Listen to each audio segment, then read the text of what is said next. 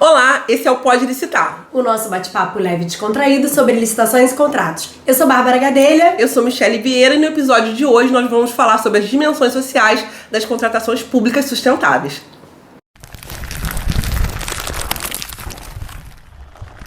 E para falar sobre esse tema, que é para lá de especial, a gente trouxe a querida Daes Jaala Bonfim. Seja bem-vinda ao Pode Licitar, Daes.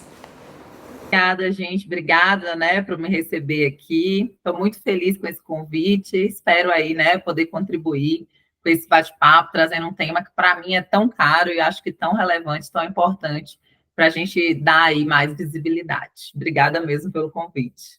Nós te agradecemos. Aliás, a gente está convidando a Daes há algum tempo já, mas a agenda dela é extremamente concorrida, acho que desde o ano passado. A gente está já agendado. A gente está muito, muito, muito feliz de ter você aqui. Bom, para a gente apresentar melhor a nossa convidada, a gente trouxe aquela colinha do currículo. Tivemos que dar uma boa enxugada no currículo, porque ela é nada mais, nada menos que chefe da divisão de auditoria de licitações e contratos da Advocacia Geral da União, gente. Começo só por aí. Para além disso, é presidente da Comissão de Diversidade Racial do Instituto Brasileiro de Direito Administrativo, auditora de controle externo do Tribunal de Contas do município de São Paulo, além de autora de diversos artigos e livros. Então hoje nós estamos falando realmente com uma especialista que vai conseguir sanar todas as nossas dúvidas aqui sobre a diversidade e sobre a aplicação de sustentabilidade nas contratações. É verdade. Daí é uma referência no meio, na verdade, por diversos artigos, por diversos livros publicados, Palestrante, já fazendo presença em vários eventos, assim, referência a nível nacional. E hoje ela vai desmistificar muitas questões acerca das contratações públicas sustentáveis. Muita gente tem esse preconceito, de que é muito distante fazer contratação pública sustentável, ou que contratações públicas sustentáveis é muito onerosa para a administração pública, porque está sempre muito focado no custo, no custo inicial, na questão muito voltada apenas para a economia inicial daquele valor, e não no ciclo de vida daquele objeto. E aí, nesse sentido, a gente já trouxe aqui no Pode Licitar o André Trajano, que é um servidor público aqui do Rio de Janeiro, do INCA, que também tem uma pegada muito forte no tema de sustentabilidade, mas ele acabou dividindo com a gente aqui, Bárbara? Um olhar muito mais amplo desse tripé que é a sustentabilidade nas contratações públicas. E hoje a gente vai ter a oportunidade de esmiuçar desses braços, uma dessas vertentes, que é uma questão social da qual eu, particularmente, sou apaixonada. E aí, nesse sentido, eu queria já iniciar perguntando para você, de que forma as contratações públicas sustentáveis podem contribuir para a redução da desigualdade?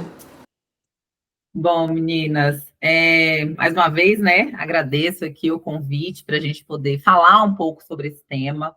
É um tema que eu venho mesmo suscitando. Já falei no Congresso Brasileiro de Direito Administrativo, fui para Rondônia agora em fevereiro também trazer esse tema. Acho que é um tema muito relevante. Quando a gente fala de sustentabilidade também, por vezes, nós ficamos para além dos preconceitos, que a Michele já referenciou aqui, também a gente fica um pouco preso à questão ambiental, A gente está ali só falando sobre a questão ambiental e não estar atento à questão social. E falar de sustentabilidade é justamente fazer essa vinculação desse tripé de um desenvolvimento econômico, mas sem deixar de lado as questões socioambientais, E também a gente tem essa questão já ali vinculada constitucionalmente, para além de toda a legislação infraconstitucional, que é o direito ao meio ambiente ecologicamente equilibrado. E falando da nova lei de licitações, a gente tem aí, então, desenvolvimento nacional sustentável agora, tanto como princípio, quanto como um objetivo do processo licitatório. Quando a gente olha para o viés social, para o bem-estar social, a gente está falando mesmo de efetivação de direitos sociais, como saúde, como educação, como a própria segurança, garantia de direitos aos trabalhadores, Temos também as questões de proibição do trabalho dos menores, fixação de um salário mínimo digno, que compensasse aí todas esses direitos básicos Então, a gente tem várias questões associadas a um desenvolvimento nacional sustentável.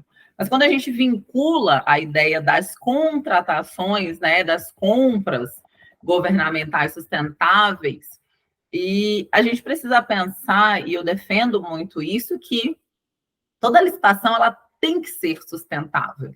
A gente vai ter uma variação aí de ela é menos ou mais sustentável, é sustentável em menor ou maior grau, mas ela precisa ser, e até por isso, em sendo princípio, em sendo objetivo, toda licitação ela precisa ser sustentável, né? Para além de uma burocracia inserida em lei, em resolução, instrução normativa, é a gente ter uma visão mais sistemática das contratações, uma visão do poder público como mesmo assim esse papel indutor, né, de mercados sustentáveis, de um desenvolvimento nacional ali visando a economia, mas a proteção a direitos sociais e também as questões ambientais. E aí é importante que a gente diga que é preciso permear mesmo todo o desenvolvimento sustentável, sustentabilidade, permear mesmo as contratações públicas e todas as contratações públicas. E voltando um pouco nessa questão do conceito em si de sustentabilidade, para poder falar aqui sobre solidariedade, que eu acho que é um termo muito interessante, que é solidariedade intergeracional, porque é essa ideia de você suprir as necessidades das gerações atuais, mas permitindo que as gerações futuras também possam aí suprir as suas necessidades. E é até um conceito mais aceito, né? Mas eu gosto de trazer justamente para a gente entrar na ideia de desigualdades, a ideia de solidariedade intrageracional, da solidariedade dentro da nossa geração. Porque é aí que a gente vai ter também esse olhar de redução das desigualdades. É importante também, gente, a gente falar um pouco sobre a questão da Agenda 2030, porque na Agenda 2030, que vai da ONU, né, que vai trazer aí os objetivos do desenvolvimento sustentável, nós teremos a previsão no ODS 10 de redução das desigualdades, e também o ODS 12, que vai falar do consumo, da produção responsáveis, e na meta 7 especificamente, vai prever lá a promoção de práticas de compras públicas sustentáveis. Então, todos esses objetivos, eles estão correlacionados, então a gente tem essa correlação aí também nesse âmbito de compras públicas sustentáveis e redução das desigualdades sociais, das desigualdades regionais, e o governo ele vai ter um papel fundamental, um papel crucial na redução das desigualdades nesse processo aí de compras públicas. E a gente vai falar de padrões éticos, de respeito a direitos humanos, de práticas ambientais responsáveis, principalmente porque tem uma questão muito relevante, que às vezes a gente pensa numa dimensão social apartada da questão ambiental. Mas, por exemplo, impacto dos desastres ambientais.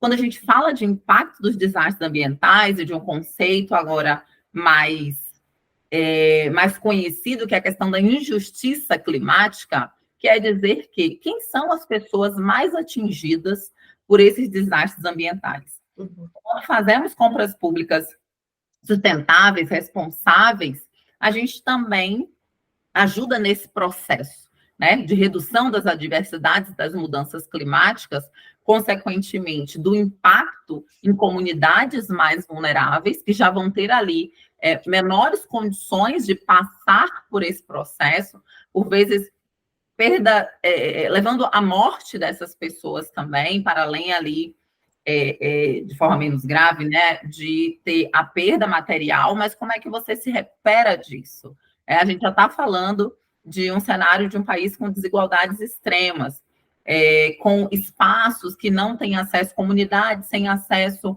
à água potável, saneamento básico.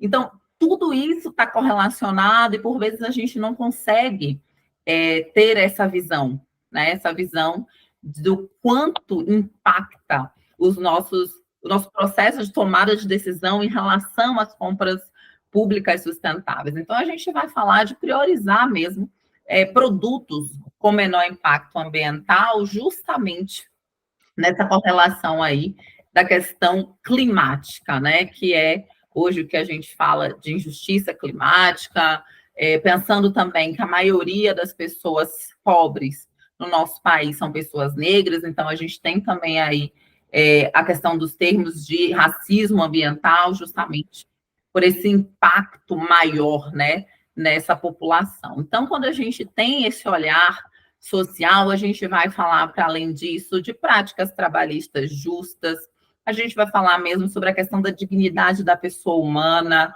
sobre ações de equidade, justamente para a gente poder reduzir essas desigualdades sociais. E a gente fala também, tem um outro objetivo, né, da Agenda 2030, que tem absoluta correlação, que é o trabalho decente, que é a ideia de promoção de trabalho decente, justamente preocupado aí com práticas trabalhistas mais justas, que é um pouco que a gente segue aí falando em relação à cadeia de suprimento e ainda vinculado a essa questão da dimensão social da sustentabilidade.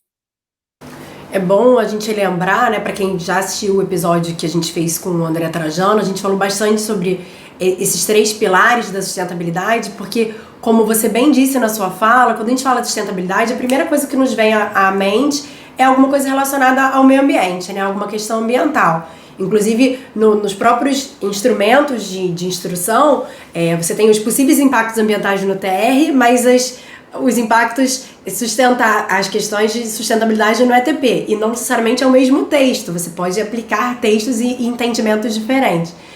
E eu sou uma defensora principalmente da questão ambiental, até pela minha formação, então eu sou meio ecochata mesmo e tal, sou meio briguenta com relação à prática de sustentabilidade ambiental. E a gente tem algumas normatizações já em decretos que saíram, a gente tem o 11.430, tem outros decretos, a própria Lei 14.133, que trazem ações de sustentabilidade para dentro das contratações, especificamente. E aí a gente fala até mais de coisas ambientais, de aspectos sociais, né, que aí acho que são até mais fáceis da gente atingir metas. Então, quando a gente fala que tem que ter um percentual de mulheres vítimas de violência, a gente estabelece qual é aquele percentual e acaba ficando mais objetivo. Então agora vamos falar sobre quais são essas práticas, né? Quais as práticas específicas que os governos podem adotar para garantir essas condições de trabalho mais justas nas suas cadeias de suprimentos. Bom, e aí eu queria retomar um pouco a questão do trabalho decente, né? Desse conceito de trabalho decente, que está previsto na Agenda 2030. Então, a ideia é vincular a questão da erradicação do trabalho forçado, acabar com a escravidão moderna, e o quanto a gente tem visto situações assim, né, de escravidão. A Michelle está querendo, né, trabalhar com auditoria fiscal do trabalho, então é uma coisa também muito relevante, é um trabalho muito relevante que vem sendo feito pelos auditores, pelo MPT, procuradores, enfim, pelo órgão em si. A gente precisa ter atenção a essas questões trabalhistas, acabar com o trabalho infantil, proteger os direitos trabalhistas, promover um ambiente de trabalho mais seguro, mais protegido. E aí, eu gosto muito de trazer sobre a questão do ESG, né? ESG, sobre o ambiental, social e governança, que é um conceito que ganha no setor privado um pouco mais de relevância. A gente tem discutido isso voltado para o setor público, que tem completa relação com a ideia de sustentabilidade, mas aparece mais como práticas internas, né? Então, o setor privado, ele está atento, né, a essas questões, atento, inclusive, por questões de reputação, por os stakeholders, os consumidores, quando olham para aquelas empresas que promovem, né, questões ambientais ou práticas trabalhistas mais justas, isso traz uma reputação ali dentro do mercado para essas empresas. E é claro que o setor público, ele tem esse papel de estimular que o setor privado promova aí práticas trabalhistas mais justas, né? Mas eu gosto também de dizer que a gente precisa olhar para dentro. Porque se a gente não olha para dentro, como é que a gente vai dar o exemplo, né? Até existe muito debate, muita discussão, que o setor público cobra, né, dos seus fornecedores, enquanto que não executa necessariamente práticas trabalhistas mais justas, quando a gente vai falar também de modo amplo, né? Quando a gente fala da questão de oferecer um ambiente seguro, né, ao trabalhador, quando fala sobre ter canais de denúncia para assédio moral, para assédio sexual, para assédio eleitoral. Então, a gente precisa também passar por esse procedimento de olhar para dentro, de pensar como o setor público também promove equidade, se não promove equidade. A gente tem, né, a Bárbara falou sobre o decreto 11.430, que prevê lá a questão de ações de equidade entre homens, entre mulheres e homens, mas prevê como um critério de desempate nos processos licitatórios. Então, ele vai colocar ali para os seus fornecedores, como um critério de desempate, o desenvolvimento de algumas medidas no âmbito da empresa, né, vinculadas à questão de inserção, de ascensão profissional igualitária, inclusive, né, essa proporção de homens e mulheres nos cargos de direção, igualdade de oportunidades, de tratamento, paridade salarial. Então, existem diversas ações aí de equidade previstas, mas eu sempre digo também que é importante que a gente ganhe essa consciência para dentro, que a gente tenha esse olhar internamente. Inclusive, quero até trazer um exemplo de uma portaria da própria AGU, no âmbito da PGF, da Procuradoria-Geral Federal, que eles estabeleceram a questão da representatividade da equidade de gênero na PGF. Então, sempre que tiver uma nomeação, né, para um cargo específico, vai precisar lá demonstrar que, qual é o percentual de cargos já ocupados por mulheres, e aí eu acabo sempre também fazendo um outro debate, trazendo uma outra questão. A gente fala de prática trabalhista justa, pensando em trazer equidade, em oferecer igualdade de oportunidades para homens e mulheres, mas quando a gente fala de equidade, de representatividade, de equidade de gênero, de que mulher nós estamos falando, né? Porque quase sempre nós estamos falando de um tipo de mulher só. Então, onde estão as quilombolas, indígenas, mulheres trans? Então, é preciso ter um cuidado também com esse percentual. Eu vou sempre, né, gente, jogando um debate em cima do outro, porque eu acho que a gente precisa ir um pouco mais a fundo em relação a questões que parecem postas, né? Então, promoção de equidade, mas que equidade é essa? De que equidade a gente está falando? Se a gente atinge um percentual específico, mas esse percentual não é representativo, então a gente está, de fato, promovendo equidade ou não estamos? Então, só para a gente avançar um pouquinho mais nesse debate, né? Que eu acho absolutamente relevante, como uma das práticas trabalhistas, mas a gente precisa também olhar para dentro e olhar um pouco melhor sobre o que é equidade, nesse caso aqui, o que é equidade de gênero. E em relação à promoção, às práticas, como promover isso, eu acho que um dos principais desafios, e aí vocês são super especialistas, está na fiscalização do atendimento básico aí aos direitos trabalhistas, jornada de trabalho, de férias, de hora extra, enfim, de fornecimento de uniformes. Então, eu venho dizendo que, na minha opinião, é um dos principais desafios das contratações públicas, é a fiscalização. Existe uma compreensão, eu acho até, de todo mundo que esse processo de fiscalização é complexo, tem as suas fragilidades, a gente não oferece capacitação adequada. Eu não sei quem já passou por isso, chega lá assim, toma aqui que o filho é teu, sem nem te explicar o que é para ser feito, né? Então, você é o fiscal do contrato a partir de hoje.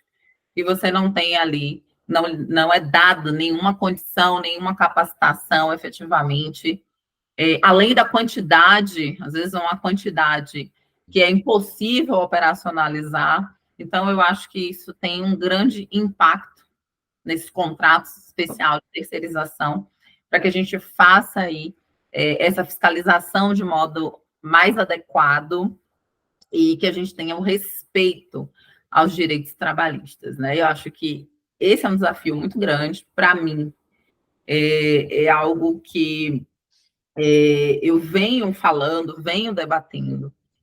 Às vezes as pessoas até dizem, mas existe um custo muito alto para você fazer essa profissionalização, considerando que tudo está caminhando. Mas aí a gente não discute eficiência, né? A gente não discute eficiência, a gente discute um custo, o custo puramente, mas sem discutir eficiência. Inclusive, o Ministério do Trabalho, né, o MPT, fez um acordo aí com o governo federal para poder capacitar fiscais, justamente querendo reduzir ações por essa discussão de responsabilidade subsidiária da administração pública.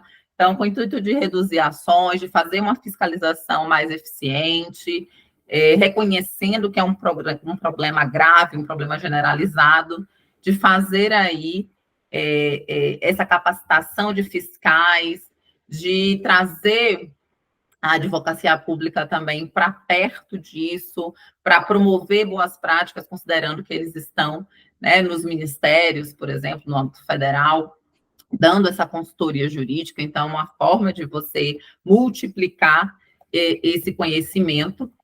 E também, recentemente, né, teve um acordo para que a União desistisse, né, de recorrer e agilizasse o pagamento aí dos direitos dos trabalhadores em situações de menor valor, de baixo valor, e que não teria êxito para a União, como uma demonstração mesmo de valorização, né, desses trabalhadores que ficam aí discutindo por muito tempo. Então, eu acho que são algumas iniciativas de capacitação, de redução dessas ações trabalhistas, considerando uma fiscalização mais eficiente, que pode ajudar, sim, nesse âmbito de termos práticas trabalhistas mais justas na cadeia de suprimentos.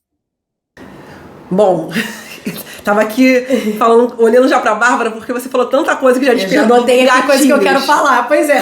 Gatilhos. Porque a gente tem uma dificuldade muito grande de seguir a pauta aqui. A culpa é toda de vocês. Vocês vêm com muito conhecimento e a gente começa a lembrar de questões práticas do nosso dia a dia, alguma coisa que a gente leva para a sala de aula. E você trouxe inúmeras questões, acho que a Bárbara já deve ter anotado algumas coisas. Eu anotei já uma coisa que eu queria destacar. Aqui também. Mas assim, eu vou pontuar algumas coisas que me chamaram mais atenção. Você trouxe uma série de questões, até questões de equidade, né? Porque a gente tem falado muito sobre isso. Eu acho que essa questão de sustentabilidade social, todo mundo acabou voltando muito o olhar para a questão realmente do Decreto 11.430. Mas a minha grande preocupação, e você trouxe isso em alguns momentos da sua fala, em muitos momentos da sua fala, é que às vezes a gente confunde a questão de incluir um critério com efetivamente, né, fazer valer aqueles direitos, né? Então, a exemplo do que era o preço dos egressos, né, que é anterior à própria 14.103, eu mesma incluí e não executei, porque infelizmente dependia de um termo de cooperação técnica que no Rio de Janeiro não aconteceu, né? Então o que aconteceu foi que provavelmente, a depender do licitante, que é mais atento, leu aquele requisito, talvez até encarecia a minha compra nesse sentido, e ao final não consegui implementar essa sustentabilidade.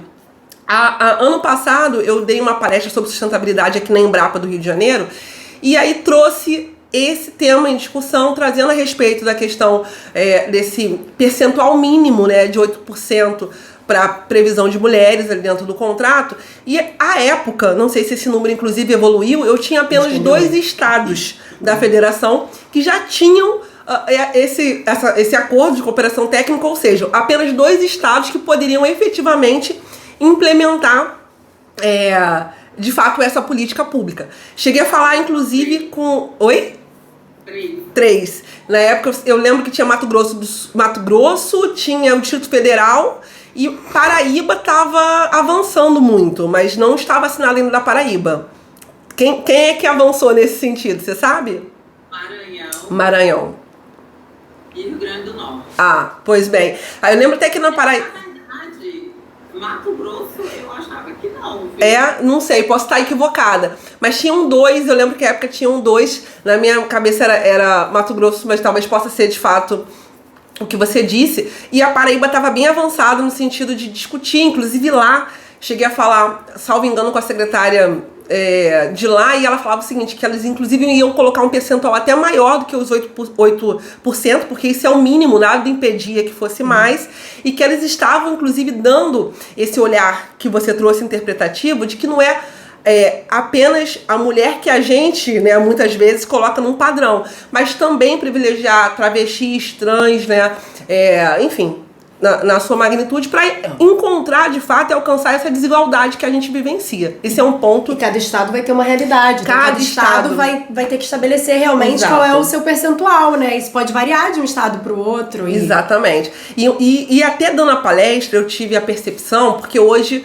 eu atuo como chefe do setor de gestão de contratos daqui do INCA. E aí eu tive a percepção, olhando para os meus contratos, que haviam falhas, né, do meu modo, do modo da minha equipe, em olhar os critérios de fiscalização dos critérios sustentáveis, porque, infelizmente, uma dor desse processo é não ter ainda profissionais capacitados que entendam na sua magnitude o que significa contratar de forma sustentável. A gente não compreende isso. A gente vai lá, coloca critérios que são gerais, muitas vezes sem saber como a gente vai fiscalizar na ponta, e a gente não fiscaliza, a gente acaba inexecutando. E aí me veio à mente uma situação que eu venho falando bastante, que é, por exemplo, às vezes você vê uma contratação pública que tem todo um olhar de cunho ambiental. Você fala, nossa, olha que contratação pública incrível, né? Ela tem toda a questão ambiental. Mas às vezes aquela contratação, ela tá ali tirando povos originários de algum lugar. Ela tem um cunho racista por trás das práticas que estão sendo adotadas, ou até se a gente olhar para a nossa realidade de grandes centros, você vê grandes prédios sendo construídos com as maiores tecnologias de acessibilidade ou não, mas enquanto aquela obra está acontecendo, eu tenho andames pelo meio da rua, eu tenho equipamentos pelas calçadas, então pelo período que aquela obra estiver acontecendo, eu não tenho sustentabilidade, né? Porque as pessoas não conseguem. Se você tem uma pessoa com deficiência, ela não consegue passar naquele local. Então acho que pensar sustentabilidade, principalmente a gente, enquanto administração pública, que tem um papel fundamental e expressivo, é política pública, né? E a gente não olha isso como política pública, a gente olha isso como, às vezes, é um trabalho desnecessário. Por que eu preciso dizer que mulher tem que estar lá? Se ela tiver competência, ela tá. E não é verdade. Não é verdade. Tem diversas mulheres muito competentes e elas não chegam. Ou se elas não chegam em níveis hierárquicos de expressividade. Então, essa equidade, ela fala exatamente isso. Não basta ter mulheres, basta que elas estejam lá, basta que tem que ter participação e tem que ter ascensão. A gente tem que ter essa ascensão das mulheres. E finalizando a minha fala, eu prometo que a Bárbara deve ter muita coisa legal para falar também. Eu acho que é interessante, puxando ainda na questão da equidade, algo que a gente tem conversado mais na administração pública, mas é preciso falar muito mais, que é em relação a assédio moral e sexual.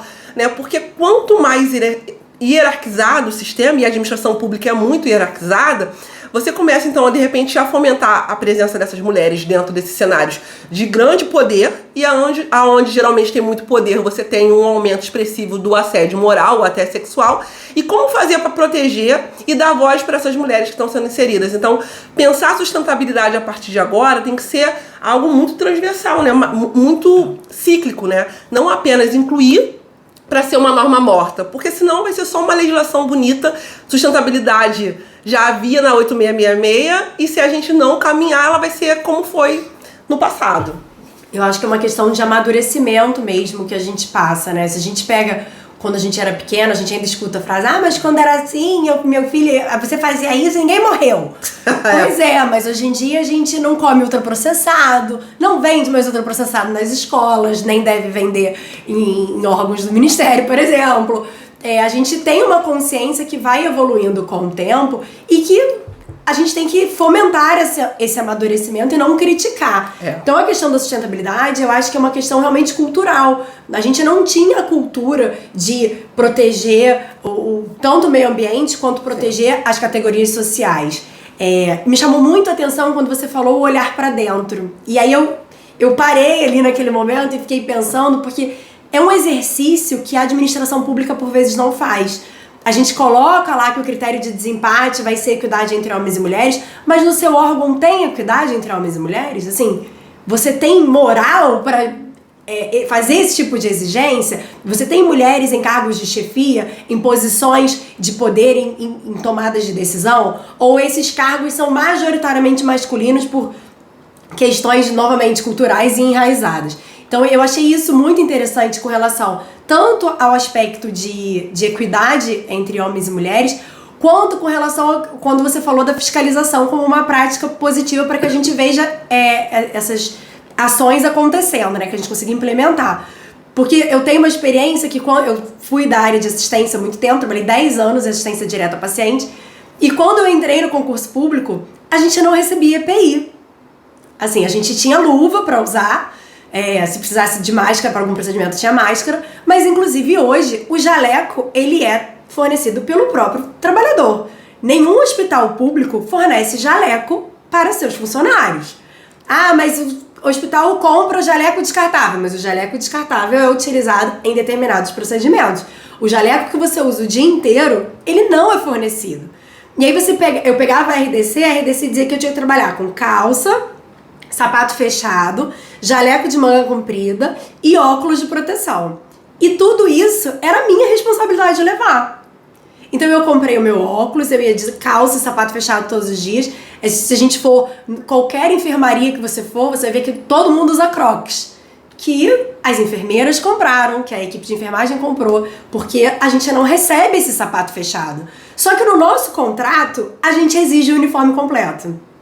Então é uma hipocrisia eu punir uma empresa porque ela não ofereceu o uniforme completo se eu não estou cumprindo a RDC, que diz que o meu profissional, o meu servidor, tem que trabalhar com calça e sapato fechado. Se acontecer um acidente perfuro-cortante, cair uma agulha no pé do servidor, que é por isso que a gente usa sapato, né?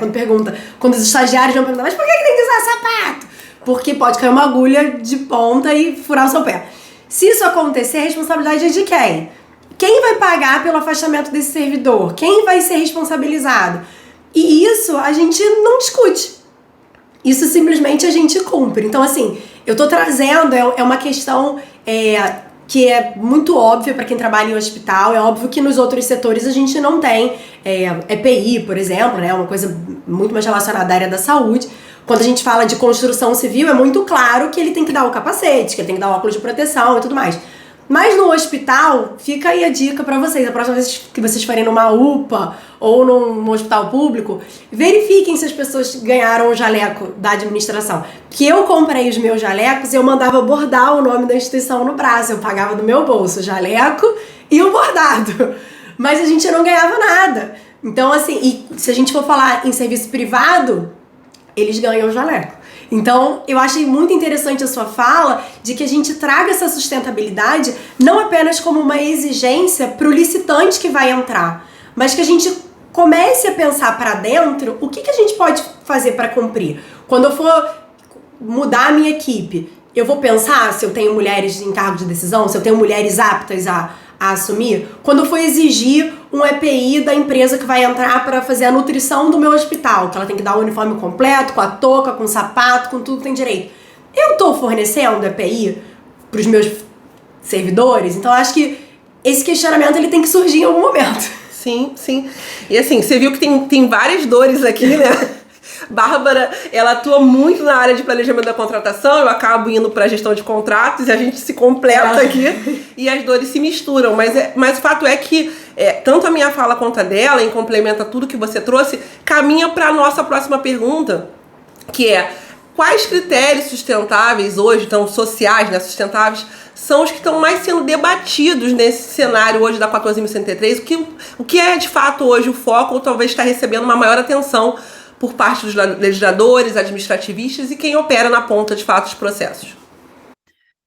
Bom, meninas, foi bom, né, ver essa inquietação de vocês, né, com base naquilo que eu trouxe. Eu gosto muito de fazer algumas provocações, sair do lugar comum, da gente estar assim, promover a equidade, está lá previsto na legislação, justamente para a gente discutir a implementação e efetividade, como a Michelle trouxe, né? Às vezes está na lei, mas a gente não implementa. E aí, algo que também a Michelle falou, sobre mulheres vítimas de violência doméstica. Isso tem tomado uma proporção grande, tem sido uma preocupação no âmbito federal, pelo próprio MGI, justamente porque um ano depois a gente vê aí pouquíssimos estados, tendo feito acordo de cooperação. Então, para mim, esse porque tenho visto, porque estou envolvida, porque quero ver implementado essa questão da reserva de vagas para mulheres vítimas de violência doméstica. Sei que os desafios são grandes e a gente vai retomar isso um pouco depois, mas a ideia justamente é reconhecer esse papel do Estado na promoção de política pública e o espaço das compras governamentais, das contratações públicas, como um espaço que pode, sim, fomentar políticas públicas relevantes para questões sociais, justamente porque a gente está falando de volumes, né, e de recursos muito alto, então isso tem um poder e um potencial a injetar esses recursos na iniciativa privada, de você fazer isso de modo responsável, consciente e de modo ético. E quando a gente está falando de mulheres vítimas de violência doméstica, a gente fala não só de uma questão de segurança pública, mas a gente fala de uma questão de saúde pública, para além da questão social também, a gente vai falar de questões de impacto econômico. Então, a gente tinha essa questão, né, de assim, em briga de marido e mulher, não se mete a colher, né? Essa questão cultural. E a gente está percebendo, pelos dados absolutamente alarmantes, a situação tem se agravado, que é preciso, sim, promover diversas políticas públicas para esse problema, para essa questão. E o espaço das contratações é um desses lugares em que a gente precisa pensar política pública para mulheres vítimas de violência doméstica. Só nos últimos dados aí divulgados pelo Anuário Brasileiro de Segurança Pública, a gente está falando de 240 mil agressões. 240 mil agressões. É um número muito alto. Foram quase 900 mil chamados a 190. Então, é muito expressivo. E a ideia de você dar oportunidade, né, de emprego a essas mulheres está absolutamente vinculado à questão de você retirá-las de uma vulnerabilidade econômica, de promover uma ascensão econômica. E é claro que a ausência de autonomia econômica é um desses pilares, é um pilar que dificulta, né, a interrupção do ciclo de abuso, a interrupção desse ciclo de violência. Então, a gente precisa ter essa visão alinhada de autonomia econômica e política pública voltada para mulheres vítimas de violência doméstica. Então, quando você vai falar do impacto também econômico, o isolamento, o tratamento, a morte dessas mulheres vai causar esse efeito financeiro também, voltado para um desenvolvimento econômico. Claro que isso não é o mais relevante, absolutamente, né? Quando a gente está discutindo feminicídio. Mas a gente precisa pensar também que existe, sim, esse impacto, porque você retira pessoas em capacidade produtiva da cadeia econômica.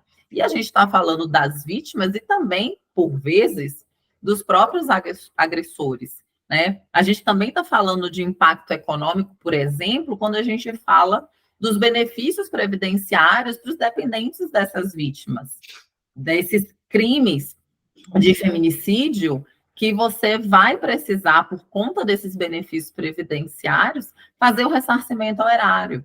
Então, isso tem sido buscado recentemente, inclusive.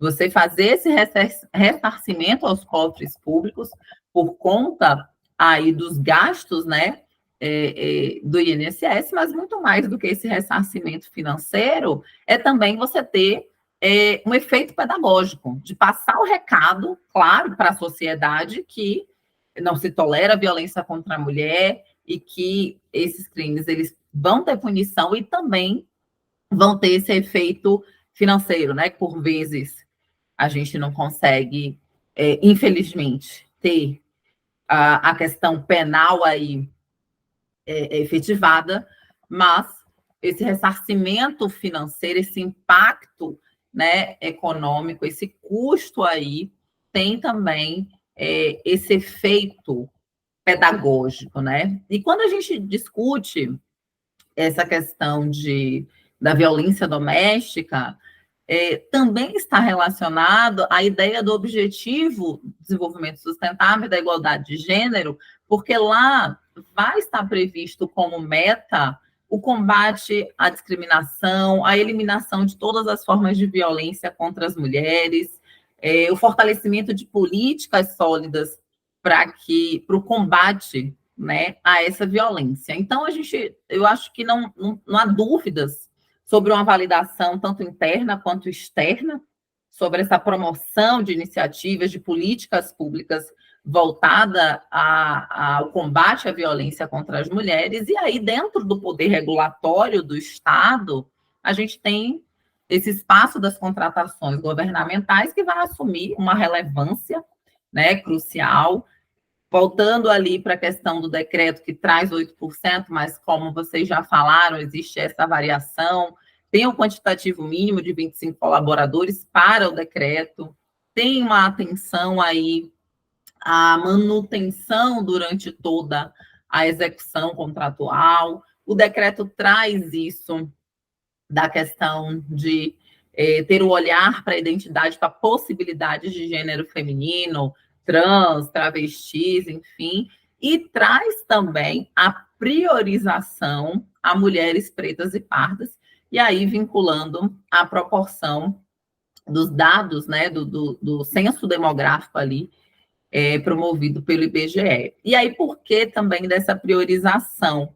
Porque, infelizmente, quando a gente fala de indicadores sociais, isso demonstra que são as mulheres pretas e pardas que estão numa posição de vulnerabilidade exacerbada. Mas, na minha opinião, eu acho que o decreto ele pecou no sentido de expressamente definir vulnerabilidade econômica como critério.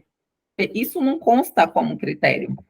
E eu acho que isso deveria estar previsto, porque são essas mulheres que estão em maior vulnerabilidade econômica que devem ser as destinatárias dessa política pública específica, porque o que se quer é contratar para oferecer um trabalho digno, um trabalho decente, que pode ser um dos fatores aí para quebrar, para interromper um ciclo de abuso. Então, já existem, inclusive, outras regulamentações que prevêem a vulnerabilidade econômica como critério, e eu acho que isso precisa ser revisto. E tem uma outra questão também que me incomoda muito, é que no decreto tem a questão da indisponibilidade de mão de obra qualificada. Então, quando você fala assim, se tiver indisponibilidade de mão de obra qualificada para atender o objeto contratual, não caracteriza descumprimento. E aí eu acho que a gente entra num terreno muito perigoso, porque vai bastar essa justificativa, uma justificativa genérica de, olha, não encontrei, não tem pessoas, mulheres capacitadas para atender o objeto contratual especificamente. Então, eu acho que isso também é uma ação correlata de política pública de promover capacitação, de identificar essas mulheres, quase sempre. A rede de atendimento vai ter esses dados. Então, identificar essas mulheres, identificar mulheres interessadas e promover capacitação. Eu acho que não dá para simplesmente dizer, ó, não encontramos, né? Não achamos, não tem, então não vou cumprir. Acho que é mesmo um terreno perigoso para não efetivação da política pública. Então, são alguns cuidados que a gente precisa ter, são algumas inquietações. Eu venho promovendo essa discussão, juntamente, parceria aí, construindo um diálogo com a MGI, dentro da própria AGU, né, talvez como aí um órgão que seja referência para outros órgãos, porque eu acho que é uma política pública absolutamente relevante, e eu espero, né, e vou trabalhar para que a gente veja essa política sendo efetivamente implementada e ajudando e auxiliando diversas mulheres que estão numa situação de vulnerabilidade econômica e também correndo risco de vida, perigo, né, dentro das suas próprias casas.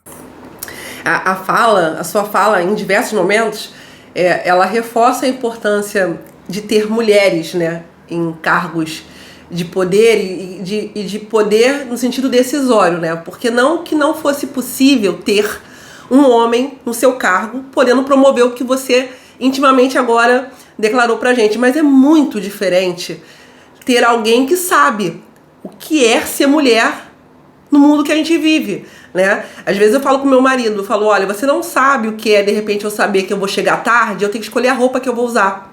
Porque se eu vou sair tarde de algum local, eu não posso escolher qualquer roupa, né? Então, assim, a gente luta por direitos iguais, mas a gente também não se coloca como mártir ali para sofrer coisas. Então, a importância de ter quem sofre podendo falar é fundamental, porque é uma visão macro do problema, né? Eu posso, dentro de pautas raciais, ser muito bem representadas por homens e mulheres que não vivem a minha dor, mas, por certo, terão coisas que vão fugir, porque só eu sei o que é ser uma mulher preta no Brasil, né? As limitações que eu tenho, independente de capacidade ou não, né? Por vezes que essa avaliação acontece. E aí, na sua fala, eu lembrei de uma questão, que talvez falando de pessoas com deficiência, que é algo que está muito mais próximo para todo mundo, e a gente sabe que pautas referentes a percentual para mulher ou mulheres pretas, a gente sabe que em alguns momentos ainda se divide opinião, porque algumas pessoas ainda pensam que isso não está levando em consideração capacidade. Mas pensando em pessoas com deficiência, que talvez seja algo que as pessoas, de algum modo geral, absorvam mais, é preciso olhar também que muitas dessas pessoas também não são inseridas no mercado de trabalho, porque não há, dentro do escopo de ofertas para essas vagas, às vezes cargos compatíveis ao nível superior, por exemplo. Por uma ideia de que alguém que tem uma pessoa com deficiência talvez não estivesse ali capacitada para tanto. Então, os cargos que você vê disponibilizados às vezes para pessoas com deficiência são cargos aquém, às vezes, muito do que essas pessoas têm para entregar. Então, acho que uma das maiores barreiras é de conceito, né? De quem está escrevendo, de quem está proporcionando, e é o que você disse. Se a gente não conseguir avançar nesse critério, se a gente não tiver pessoas como você nesses locais estratégicos, infelizmente vai ser mais uma legislação para a gente aprender, para a gente pensar em como instruir e como burlar. É o que você disse. Não tem pessoas aqui, também não estou capacitando, que deveria ser um braço disso, né? Deveria estar ali ligado a essa situação todas as vezes que a gente percebesse que a gente não está cumprindo esse critério em razão dessa justificativa, quais ações deveriam ser imediatamente adotadas para que isso não se repetisse, né? A gente brinca muito aqui sobre a questão da lei trazer se a norma geral, a norma específica, ser servidor efetivo para ser agente da contratação, para ser gestor de contratos, enfim. Mas a lei fala no preferencial de justifique. Se eu vou usar um servidor que não é efetivo, justifique e me diga por qual período você vai trazer uma ação efetiva. Então, por que não ter atrelado a isso, quando eu, a administração pública, disser que não fiz, uma justificativa devidamente motivada e com um plano de ação de como que a gente vai tratar essa questão? Talvez porque a maior barreira, que é de fazer, né, fazer realmente, não tenha sido previsto, né? Tem políticas que existem apenas para que a gente diga que elas estão lá. Tem outras que realmente são efetivas. A gente precisa desenhar o que a gente quer dessa política agora para mulheres vítimas de violência e todas as outras que a gente tem visto na 14.133. É importante destacar que quando todas essas políticas que a gente trouxe, você falou perfeitamente com relação à cota para pessoas portadoras de deficiência, cota para negro, cota para mulher, cota para descendente indígena, enfim. Sim. O objetivo é trazer renda para essas populações para que elas não sejam mais as populações que estão discriminadas ou que estão marginalizadas dentro da sociedade. E a sua fala, quando você traz que o objetivo é trazer renda para essa mulher, é muito importante você já falou brilhantemente, mas a gente destacar mais uma vez. Essa mulher, ela não está sofrendo violência porque ela quer. Ela às vezes está sofrendo violência porque ela não tem condições de sair do lugar ao qual ela está sendo violentada. Porque ela não tem renda, porque ela não tem para onde ir, ela não tem casa, ela não tem como se sustentar. Então ela se submete a situações que são absurdas porque ela não tem condições melhores para sair dali. É a mesma coisa com relação ao trabalho análogo ao escravo. Ninguém escolhe ser escravizado hoje. Não é como era há centenas de anos atrás, né? Que onde a gente tinha lá a escravidão como uma regra da sociedade e que simplesmente pegavam as pessoas à força e escravizavam. Hoje, as pessoas trabalham em situações análogas à escravidão porque elas não têm condições, não arranjaram outra colocação em que elas conseguissem ter a renda necessária para sobreviver. Então elas trabalham ganhando qualquer coisa, mas pelo menos elas estão ganhando alguma coisa. Então a gente precisa entender que essas pessoas, elas são vítimas da situação. Elas não estão ali porque elas querem, elas não concordam, elas não estão ali aceitando aquela situação. Por vezes é a situação que foi imposta a elas e elas não têm como sair. Então, quando a gente tem uma política pública, através de uma licitação, através de um contrato, em que a gente consegue trazer renda para essas pessoas, essa pode ser a motivação da qual vai tirar essa mulher dessa situação de violência. Assim como vai ser a situação que a gente vai conseguir empregar mais pessoas com carteira assinada, com todos os direitos trabalhistas garantidos. Por isso que a gente tem que adotar uma CCT, que vão ter todos os direitos trabalhistas ali elencados, né? Não é uma contratação que a gente não vai olhar se está pagando salário, se não está. A gente faz esse tipo de fiscalização dentro do contrato para garantir que os nossos colaboradores estão sendo corretamente empregados e estão tendo todos os direitos trabalhistas garantidos. E isso é importante para que a gente mantenha, para além de questões sociais, para que a gente mantenha a economia girando, né? Assim, se a gente for pensar friamente, a gente também tem a questão econômica, obviamente, que a gente precisa que a economia rode.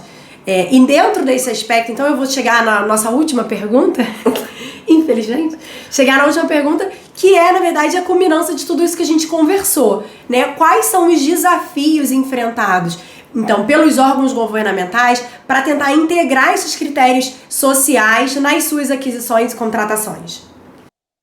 Bom, muitas das coisas até vocês já colocaram ao longo do bate-papo aqui, e retomando a questão desse preconceito, né, com o custo, com aquilo que se diz, vai encarecer, vai ficar mais caro. E aí eu digo também, uma coisa que eu costumo falar, é que promover política pública, promover diversidade, promover equidade, vem associado à intencionalidade. Precisa ser intencional. E ser intencional é adotar a sistemática de contratação de forma estratégica e olhando para o poder de compra do Estado como um instrumento mesmo de promoção de política pública. E quais são as políticas públicas que são escolhidas, né, em determinado espaço, em determinada gestão, em determinada administração para serem implementadas. Isso pode ser feito de diversas formas, mas a gente reconhece que o espaço das contratações públicas é uma ferramenta muito importante, muito válida, justamente por esse poder regulatório, pelo volume de recursos associados. Existem alguns critérios jamais aceitos, como a questão das pessoas com deficiência, né, como a Michele disse, de que talvez a gente precise, sim, qualificar esse critério, mas já é mais bem aceito, né? Ele não é tão revestido da questão do afastamento ou da não implementação, como a gente vê quando a gente vai discutir reserva de vagas para grupos marginalizados. Então, existem alguns aspectos mais aceitos mesmo, mas existem muitos desafios em relação aos critérios sociais. Eu acho que a questão social em todos os espaços de debate público é uma questão delicada, é uma questão que recebe muita rejeição, né? Até em outro momento, quando se falava em direitos humanos, pronto, pessoa dos direitos humanos, né, vista de uma forma pejorativa, enquanto, enfim, promoção da dignidade da pessoa humana deveria ser o básico de tudo, né? Enquanto servidores públicos, serviço público, Estado, a gente deveria colocar isso como prioridade. E aí, falando um pouco, e estou destacando mais pelo meu envolvimento maior com o estudo, com a discussão, com leitura, escrever sobre o assunto, sobre os desafios, a implementação desse critério específico sobre reserva de vagas para mulheres vítimas de violência doméstica, que, embora tenha a sua importância, impacto positivo, a gente tem, sim, desafios à operacionalização. Acho que o primeiro deles é estabelecer um fluxo adequado, um fluxo viável para a operacionalização dessa política pública. A gente precisa definir quem são os autores envolvidos, quais os papéis de cada um, qual o papel do órgão contratante, da empresa contratada, o papel da unidade, né, da secretaria, que é aí responsável pela política pública de atenção às mulheres. E acho que é importante indicar que essas unidades serão as responsáveis, até pela proximidade com essas mulheres, pelo cadastramento dos dados pessoais, dos dados profissionais, pelo encaminhamento às empresas contratadas, ter que enviar essa relação para o ente público, fazer o monitoramento da manutenção desse percentual ao longo da execução contratual. Existem órgãos que têm buscado parceria com os TJs, com os tribunais de justiça, pensando ali nesses dados, em como fazer isso por conta das ações específicas. Então, eu acho que existem formatos possíveis, mas é preciso definir fluxo. Não adianta a gente, inclusive, prever ali no edital e depois não saber como operacionalizar isso.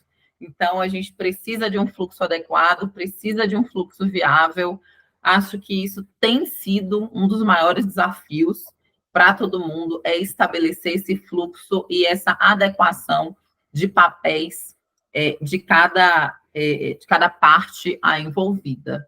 Precisa ter cuidado com o sigilo das informações, né? Isso é muito relevante.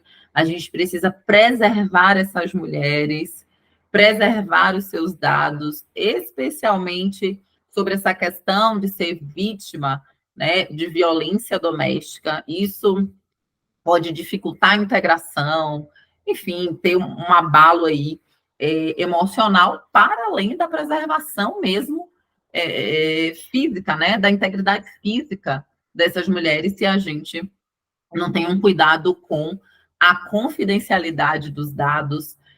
A gente precisa também falar sobre esse sistema de avaliação, né, de seleção dessas mulheres. Como eu falei, não dá para a gente deixar e jogar e dizer que não tem pessoas capacitadas. Achei fantástico o que a Michelle disse sobre condicionar um plano de ação. Talvez essa seja, sim, uma forma, eu já vou anotar isso aqui, né? Agradeço aí pelo insight. Acho que é uma coisa muito, muito bacana. A questão do monitoramento, fazer um monitoramento adequado, porque é mais um desafio a fiscalização também, né? Que tem esses desafios, como a gente falou antes, dessa fragilidade, de você não ter capacitação, de você não ter ferramentas. Acho que o pior é isso, é não ter ferramentas, é não ter condições para fazer uma fiscalização mais eficiente. Nessa seara, nesse contexto também, acho que os tribunais de contas, puxando um pouco a sardinha para meu órgão de origem, né, embora eu esteja agora na AGU, podem ter, sim, relevância por meio das suas auditorias, as análises que são feitas nos próprios editais para verificar a inserção desses critérios, Mas, além disso, os acompanhamentos da execução contratual, auditorias que vão aferir também o desempenho da gestão, eu acho que os tribunais podem ser aliados, né? Não só também nesse sentido de avaliação, apuração, mas no sentido de uma consultoria, né? Não consultoria propriamente no sentido da palavra que o controle interno pode fazer, que é o nosso papel onde eu estou agora no controle interno, mas o controle externo com esse viés pedagógico de como efetivamente implementar essas políticas públicas. E aí a gente passou um ano do decreto, né? O que a gente tem visto no cenário nacional é uma dificuldade grande de implementação. Acho que sim, tem desafios, mas nós precisamos estimular, trabalhar, porque, como vocês disseram, é uma medida de até mesmo reintegração dessas mulheres na sociedade, né? Essa ascensão econômica, retirada da vulnerabilidade econômica, tem os seus efeitos em relação ao ciclo de abuso, mas também um efeito de restauração da autoestima, de fortalecimento do senso de independência. Então, tem várias coisas aí associadas e eu acho que é uma das contribuições aí da nova lei de licitações que pode ter um grande impacto social e muito relevante. Para quem usa o modelo da AGU, já tem os critérios de equidade e os critérios de cota reservada para mulheres vítimas de violência já estão nos minutos da AGU. Então, para quem usa, já está lá no edital, no TR, já vai ter essa cláusula. A questão é como que você vai operacionalizar isso depois da execução do contrato. Mas o texto é nesse lugar que a gente está. Geralmente é sempre nesse lugar que a gente está. Bom, infelizmente, como a Bárbara anunciou, a gente chegou à última pergunta, mas ainda teremos a dica de ouro. Quando a gente reúne mulheres que têm paixão pela licitações e contratos, o tempo passa muito rápido. Acho que a gente podia desdobrar ainda muitas coisas aqui que você trouxe, muitos temas que eu até me segurei para não fugir aqui do roteiro, porque todas as questões eram muito importantes da gente poder multiplicar essa questão de conscientizar as pessoas. Eu acho que um papel aqui do Pode Licitar é poder trazer pessoas de referência, pessoas enganjadas, para trazer esses temas que às vezes estão tão no mundo juridiquês, assim, que as pessoas não têm tanta afinidade. A grande maioria das pessoas que estão nesse universo, por vezes, não são pessoas do direito. Então, poder ter um espaço como esse, para a gente fazer uma troca tão próxima, tão democrática, acho que é algo que realmente emociona a gente demais, especialmente quando essa troca é assim, tão fácil, né? Um tema tão gostoso, algo tão possível de discutir. E o tempo passa muito rápido, infelizmente, então eu vou te pedir para você deixar aqui pra gente uma dica de ouro. Pode ser em relação ao tema, pode ser em relação a alguma coisa da sua vivência, do que você vê aqui na Licitações e Contratos, para quem nos assiste. Eu tenho uma frase que eu tenho falado muito, então eu gostaria de finalizar aqui com ela, com esse contexto, falando um pouco, sobre equidade sem diversidade não é equidade, né? Então, o que precisa prevalecer é aquele brocardo que ficou muito conhecido, que é ninguém larga a mão de ninguém, porque se a gente está lutando por equidade, mas deixando as pessoas para trás, a gente corre o risco de reproduzir desigualdades, mesmo quando estamos falando de igualdade e de equidade. Então, eu queria deixar esse recado, essa reflexão, que equidade sem diversidade, sem representatividade, não é promover equidade. É isso. Minha amiga, muito obrigada. A galera que está nos assistindo agora deve ter visto como que a gente estava assim, muito satisfeita em ouvir você falar. A gente aprende muito com cada um dos especialistas que passam por aqui. Ainda que a gente muitas vezes esteja dentro da matéria, a gente sempre aprende com vocês. Tiveram diversas questões que você trouxe aqui, inclusive o que a Bárbara ressaltou, de olhar para dentro. É algo que é tão óbvio, mas que às vezes a gente precisa ouvir. E isso certamente acrescentou muito para mim e para a Bárbara nessa noite. E tenho certeza que quem estiver nos assistindo, quando esse episódio for ao ar, tenho certeza que vai ser algo que também vai impactar. Você sabe, você é uma pessoa muito querida pra mim, ainda não tivemos a oportunidade de fazer esse encontro pessoalmente. Vou pro Rio semana que vem. Opa, então é agora, Brasil! Brasil, esse momento. Antes do episódio ao ar, então a gente vai ter que tirar uma foto pessoalmente. E é engraçado que a gente falou sobre tantos temas sensíveis, e eu lembro de encontrar, porque eu nem conhecia, assim, pra mim foi um encontro. Encontrar você nas redes sociais e falar, cara, eu me identifiquei. Às vezes num cenário que me sinto tão sozinha, falando, né, dentro dessa questão de representatividade. E aí eu lembro da nossa conversa inicial, e hoje você é uma pessoa que eu mando mensagem pedindo conselho. Da vida particular, inclusive. Então é uma alegria ter você aqui complementando com a gente, que a gente possa ter você em muitos outros momentos, quem sabe até presencialmente aqui no Pode Licitar. Muito obrigada mesmo, tá, meu amor? Queria aproveitar, então, já que a Michelle falou que te conheceu nas redes sociais, pedir a sua rede social pra gente colocar aqui, pra quem ainda não te segue, passar a seguir a Daiesse, por favor. @Daiesse Jaala. Sei que não tem outra. Não, inclusive na época eu ia botar só Daiesse, mas agora um fake aí usou Daiesse.